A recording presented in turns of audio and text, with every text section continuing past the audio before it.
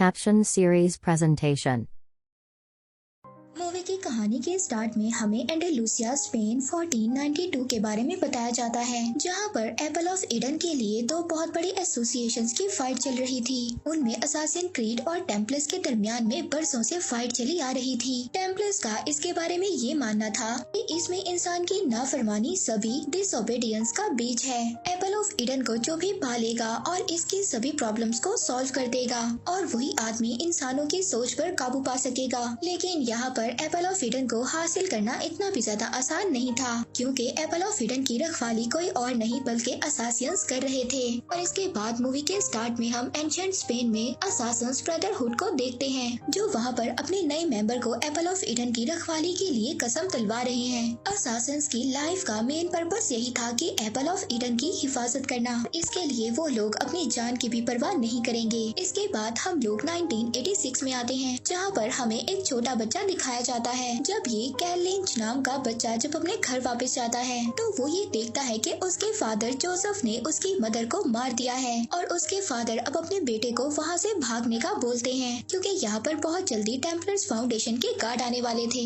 यहीं पर हम कैल के फादर के हाथ में असासिन्स के सिग्नेचर प्लेट को देखते हैं और यहाँ पर ये हमें पता चलता है कि कैल की फैमिली भी असासिन ब्रदरहुड से बिलोंग करती है। अब इसके बाद यहाँ पर कहानी को 2016 में फॉरवर्ड कर दिया जाता है, जहाँ पर हमें दिखाया जाता है कि काल को मर्डर के जुर्म में अरेस्ट कर लिया गया था और यहाँ पर इसको मौत की सजा सुनाई जाती है और उसको मौत यहाँ पर जहर को इंजेक्ट कर दी जाएगी। लेकिन यहाँ पर कैल को सिर्फ बेहोश किया जाता है और जब वो होश में आता है तो वो खुद को एक रिसर्च लैब में पाता है, जहाँ पर डॉक्टर सोफिया राइकिन उससे मिलती है। यहाँ पर डॉक्टर सोफिया टेम्पलर फाउंडेशन की हेड है। अब जब यहाँ से कैल भागने की कोशिश करता है तो वो ये देखता है कि ये तो बहुत बड़ी फैसिलिटी है। डॉक्टर सोफिया कैल को बताती है कि वो दुनिया की नजरों के सामने अब मर चुका है। लोगों की भलाई के लिए और वायलेंस को मिटाने के लिए वो लोग एप्पल ऑफ ईडन को ढूंढ रहे हैं और यहाँ पर उनको कैल की हेल्प चाहिए एप्पल ऑफ ईडन को ढूंढने के लिए, क्योंकि यहाँ पर कैल ही था जो असासियन से बिलोंग करता था। और वो बताती है कि एप्पल ऑफ ईडन को लास्ट बार एक्यूलर नाम के असासिन के पास देखा गया था। इसके बाद डॉक्टर सोफिया कैल को यहाँ पर एक मशीन से कनेक्ट करती है और इस मशीन की मदद से वो अपने पूर्वजों की यादों को एक्सेस कर सकेगा। अब यहाँ पर ये लोग उस मशीन की मदद से कैल के डीएनए में से 1492 के एक्यूलर के असासिन को फाइंड करते हैं। डॉक्टर सोफिया यहाँ पर उसको बताती है एक्यूलर असासिन के डीएनए में लिखा हुआ है। कैल कुछ टाइम के लिए उन सब चीजों को देख सकेगा, महसूस कर सकेगा, जो भी चीजें एक्यूलर ने अपने टाइम में सुनी थी या महसूस किया था, मगर वो किसी भी चीज को चेंज नहीं कर पाएगा, क्योंकि यहाँ पर वो लोग पास्ट को चेंज नहीं कर सकते थे। और यहाँ पर अब हम देखते हैं कि असलियत में कैल ही एक्यूलर का वंश था। अब कैल यहाँ पर एक्यूलर की मेमोरी में जाता है, जहाँ पर हम देखते हैं कि एक बहुत बड़ी जंग छिड़ी हुई है और हर तरफ क्योस ही क्योस है। टेम्पलर्स की पूरी फौज ने सुल्तान मोहम्मद, जो उस टाइम के किंग थे, उन्होंने उनके महल पर हमला कर दिया है और सुल्तान के बेटे को भी ढूंढ लिया है और वो अब उसको कैद कर वहाँ से ले जा रहे होते हैं। पर तभी वहाँ पर उस बच्चे को बचाने के लिए असासिन्स की टीम आ जाती है और यहाँ पर असासिन्स की फाइट टेम्पलर्स से होती है। असासिन्स टेम्पलर्स पर हावी हो जाते हैं, लेकिन फिर भी टेम्पलर्स वहाँ से सुल्तान के बेटे को ले जाते हैं, लेकिन असासिन्स उनकी ये कोशिश कामयाब नहीं होने देते। अब ये लोग आगे बढ़ ही रहे होते हैं, तभी हम प्रेजेंट में देखते हैं, जहाँ पर कैल की हालत बहुत ज्यादा खराब हो जाती है और उस मशीन से जिससे कैल को कनेक्ट किया गया था एनिमस से वापस बुला लिया जाता है। डॉक्टर सोफिया अपने फादर से बात करती हैं और उनको बताती हैं कि वो लोग एप्पल ऑफ ईडन के बहुत ज्यादा करीब हैं, क्योंकि फाइनली इन लोगों ने एक्यूलर की डीएनए से उसकी मेमोरी को निकाल लिया था। जब यहाँ पर डॉक्टर सोफिया के फादर एलन जब ये सुनते हैं तो वो बहुत ज्यादा खुश हो जाते हैं। अब यहाँ पर डॉक्टर सोफिया के फादर एक लेडी से मिलते हैं, जो कि टेम्पलर फाउंडेशन की हेड होती है। वो लेडी यहाँ पर डॉक्टर सोफिया के फादर एलन को एप्पल ऑफ ईडन के इतने ज्यादा करीब पहुँचने पर कांग्रेचुलेट करती है, लेकिन साथ ही साथ वो लेडी एलन को इस बात पर भी इन्फॉर्म करती है कि उन्हें जल्द ही एप्पल ऑफ ईडन को ढूंढना होगा, नहीं तो टेम्पलर एसोसिएशन के लोग इनकी इस रिसर्च को बंद करवा देंगे। वहीं पर दूसरी तरफ तरफ हम देखते हैं कैल अब फाइनली जाग गया था। डॉक्टर सोफिया उसके सेल में कैल से मिलने आई थी। कैल वहाँ पर डॉक्टर सोफिया को मारने की कोशिश करता है, मगर डॉक्टर सोफिया कैल को कन्विंस कर लेती हैं और उसको उसकी मरी हुई मदर के बारे में याद करवाती हैं। यहाँ पर कैल डॉक्टर सोफिया से पूछता है कि तुम मेरे बारे में इतना सब कुछ कैसे जानती हो। यहाँ पर डॉक्टर सोफिया कैल को बताती है कि जब उसको अरेस्ट किया गया था तो उन लोगों ने उसके डीएनए को एक्यूलर से मैच किया था और यहाँ पर ये लोग कंफर्म हो गए थे कि एप्पल ऑफ ईडन तक इन लोगों को कैल ही पहुँचा सकता है। सोफिया यहाँ पर कैल को ये भी बताती है कि उसके फादर एक असासिन थे जिन्होंने उसकी मदर को मार दिया था और अगर किसी तरह कैल इन लोगों को एप्पल ऑफ ईडन तक पहुँचा दे तो ये लोग वायलेंस को ह्यूमैनिटी से पूरी तरह से मिटा देंगे, जिसके बाद ह्यूमंस फाइनली आराम से रह सकेंगे। अब कैल जब यहाँ पर सेल में घूम रहा होता है तो वहाँ पर वो अपने जैसे और भी लोगों को देखता है जो असासिन्स की फैमिली से ही बिलोंग करते थे। तो ये सभी लोग इसको बताते हैं कि वही इंसान है जो यहाँ पर एप्पल ऑफ ईडन का अकेला रखवाला है। तो अब इन सब लोगों को मिलकर एप्पल को गलत हाथों में जाने से रोकना होगा। इसके बाद हम देखते हैं डॉक्टर सोफिया के फादर कैल को दोबारा से एनिमस के जरिए पास्ट में भेजने का बोलते हैं। जैसे कि टेम्पलर फाउंडेशन की हेड ने इन लोगों को बताया था कि इनके पास ज्यादा टाइम नहीं है, मगर यहाँ पर डॉक्टर सोफिया ऐसा करने से अपने फादर को रोकती है क्योंकि कैल की बॉडी पर इस बात का बहुत ही बुरा असर पड़ सकता है, इवन कि ऐसा करने से वो मर भी सकता है।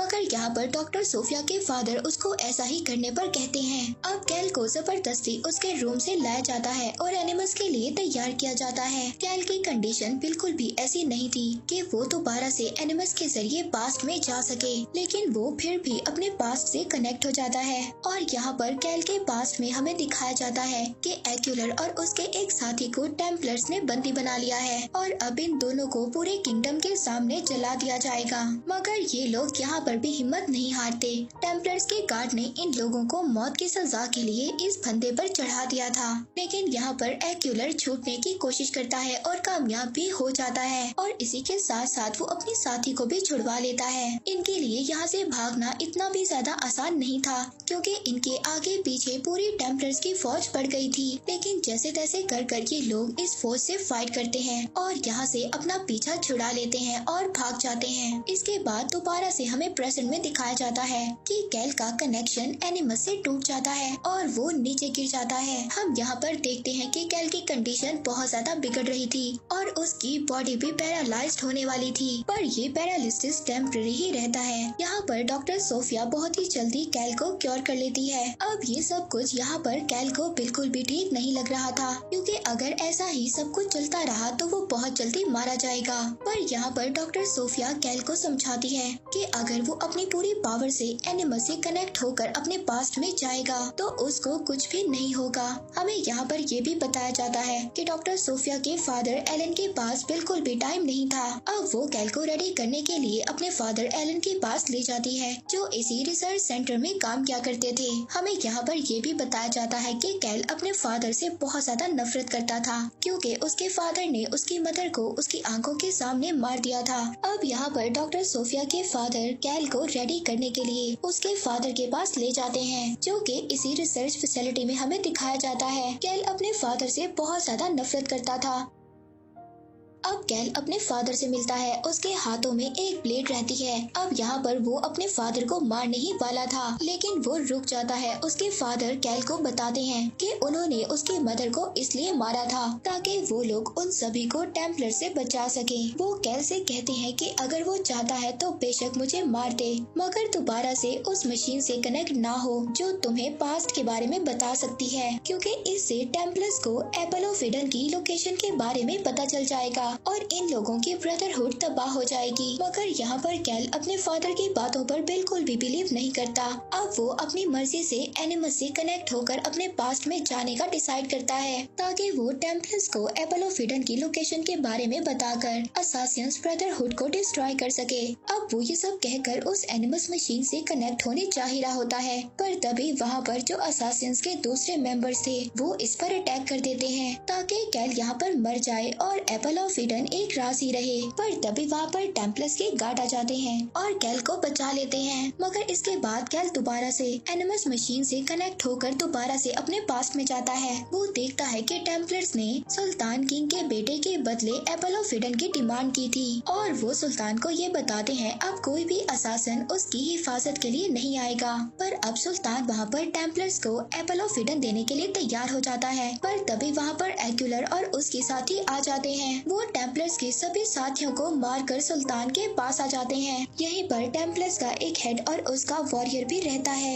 यहाँ पर इन सब की बहुत ही जबरदस्त फाइट होती है और यहाँ पर एक्यूलर के साथी इस फाइट में मारी जाती है। एक्यूलर यहाँ पर बहुत ज्यादा दुखी होता है क्योंकि वो उसे पसंद करता था। पर अब एक्यूलर यहाँ पर टेम्पलर्स के हेड का जो वॉरियर था उसको भी मार देता है और इसके बाद वो यहाँ से एपल ऑफ ईडन लेकर भाग जाता है। पर अब वो जैसे ही आगे जाता है तो वहाँ पर वो एक ब्रिज पर जब पहुँचता है तो वहाँ पर टेम्पलर्स की पूरी फौज थी जो उसको घेर लेती है। तो वो वहाँ पर उस ब्रिज से एक बहुत बड़ी छलांग लगा देता है। अब यहाँ पर एक्यूलर मिलिट्री ऑफ फोर्स तक पहुँच जाता है और वहाँ पर पहुँचकर वो एपल ऑफ ईडन एक आदमी को सौंप देता है और उसे इसकी हिफाजत करने का बोलता है। और यहाँ पर हमें ये बात पता चलती है कि वो आदमी कोई और नहीं बल्कि क्रिस्टोफर ऑफ कोलंबस है। और अभी जहाँ पर कोलंबस दफन है वहाँ पर इन लोगों को एपल ऑफ ईडन भी मिल जाएगा। यहाँ पर कैल एक और विजन देखता है जहाँ पर उसके पास बहुत सारे असासिन्स आते हैं और उससे बात करते हैं और उन्हीं में से एक लेडी कैल की मदर होती है। वो उसको एपल ऑफ ईडन की हिफाजत करने का बोलती हैं। अब क्योंकि ये लोग असासिन्स हैं और इनका काम ही यही था कि एपल ऑफ ईडन को प्रोटेक्ट करना। कैल यहाँ पर समझ आता है कि उसके फादर उससे सच बोल रहे थे और तभी यहाँ पर हम देखते हैं दूसरे असासिन्स भी ब्रेकआउट कर देते हैं। पर यहाँ पर फाउंडेशन के गार्ड्स एनिमस को पूरी तरह से सील कर देते हैं। अब सोफिया अपने फादर के साथ स्पेन रवाना होती है जहाँ पर से वो एपल ऑफ ईडन को हासिल कर लेती है। मगर कैल तभी इस बात को डिसाइड करता है कि वो ऐसा नहीं होने देगा क्योंकि वो भी एक असासिन था। अब वो वहाँ पर अपने सभी साथियों के साथ मिलकर गार्ड से फाइट करता है। पर तभी हमें यहाँ पर एक और बात पता चलती है जो टेम्पलर्स फाउंडेशन की हेड थी कि वो एपल ऑफ ईडन का इस्तेमाल इंसानियत की भलाई के लिए नहीं बल्कि इंसानों के खिलाफ इस्तेमाल करेंगी और इस एपल ऑफ ईडन से ये लोग इंसानियत को अपने काबू में ला सकेंगे। पर ये बात डॉक्टर सोफिया बिल्कुल भी नहीं जानती थी। हम यहाँ पर देखते हैं कि सभी असासिन मिलकर इस फैसिलिटी के सभी गार्ड्स को मार देते हैं। लेकिन इस फाइट में इन लोगों के बहुत सारे असासिन्स भी मारे जाते हैं। अब डॉक्टर सोफिया और वो लेडी हेड हेलीकॉप्टर में बैठकर यहाँ से चले जाते हैं। कैल उनको रोकने में नाकाम हो जाता है। अब टेम्पलर्स फाउंडेशन ने एपल ऑफ ईडन को हासिल कर लिया था। वो वहाँ पर एक प्रोग्राम कर रहे थे तभी उस प्रोग्राम में असासिन की टीम आ जाती है। कैल वहाँ पर आकर डॉक्टर सोफिया को बताता है कि बरसों से असासिन ही ह्यूमैनिटी की हिफाजत कर रहे हैं एपल ऑफ ईडन को प्रोटेक्ट कर और सोफिया भी अब इस बात को समझ गई थी कि अगर एपल ऑफ ईडन टेम्पलर्स के पास रहा तो ह्यूमैनिटी नहीं बच पाएगी। अब इसीलिए वो कैल की हेल्प करती है। वो उनको अंदर जाने देती है। अब यहाँ पर असासिन की पूरी टीम टेम्पलर्स की टीम को मार देती है और वो सभी असासिन मिलकर एपल ऑफ ईडन को सिक्योर कर लेते हैं और इसी तरह वो एपल ऑफ ईडन दोबारा से असासिन्स के पास आ जाता है। और इसी के साथ एक्सप्लेनेशन अच्छा लगा तो प्लीज़ इसे लाइक और कमेंट जरूर कर दीजिएगा। मैं बहुत सारी मूवीज़ लेकर आते रहता हूँ तो प्लीज़ इस चैनल को सब्सक्राइब कर दीजिए और बेल नोटिफिकेशन आइकॉन दबाना मत भूलिएगा। हम फिर से मिलेंगे और एक नई मूवी के साथ। तब तक के लिए थैंक यू और आप अपने आप का ख्याल रखिए।